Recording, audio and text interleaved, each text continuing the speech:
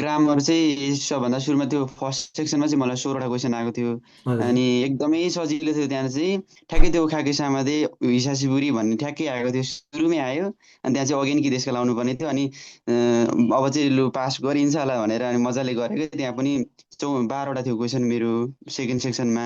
अनि रिडिङमा चाहिँ त्यो हामीले पढेको थियौँ नि, एसएनएसहरू प्रायः धेरै आएको थियो मलाई चाहिँ। अनि त्यो एउटा सुई ह्यान्ड कि हामीले पढेको थियौँ नि, त्यो 5300मा अर्डर किन्नुपर्ने भन्ने थियो नि एउटा सुई ह्यान्ड 13-14 लेसनमा।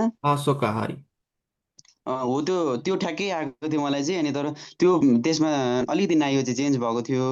ग्रामर चाहिँ मजाले हेर्नु होइन, अब सेटलाई पनि मजाले गर्नु। अब पढेर यो किन भयो कसरी भयो भनेर अब जस्तै कुनै कुरा हामीले बुझ्दैन बिचमा गरेको बेलामा त्यसलाई लेखेर लेखेर पढ्दाखेरि चाहिँ एकदम बेस्ट हुन्छ। यति मात्रै मार्क्स होइन, 240-50 ल्याउन सकिन्छ।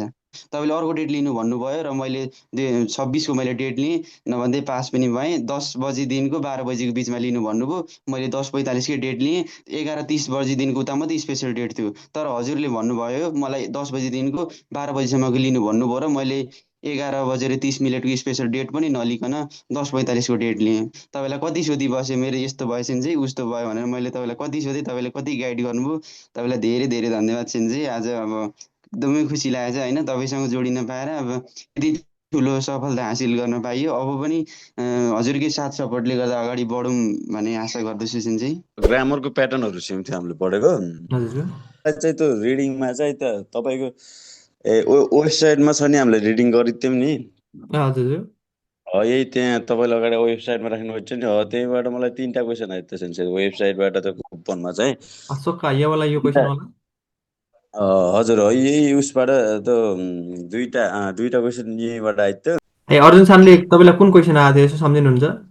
यो आएको थियो, यो तलतिरको हजुर यो आएको थियो सेन्स। यो पनि आएको थियो सेन्स।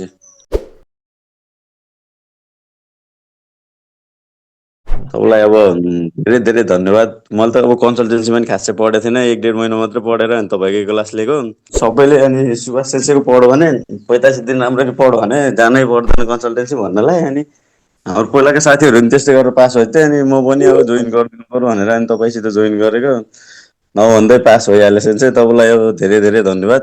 खासै त्यस्तो गाह्रो त आउने रहन्छ क्वेसनहरू पनि, कति बुझेर आयो गऱ्यो मार्क्स भने तपाईँको? 220 आयो।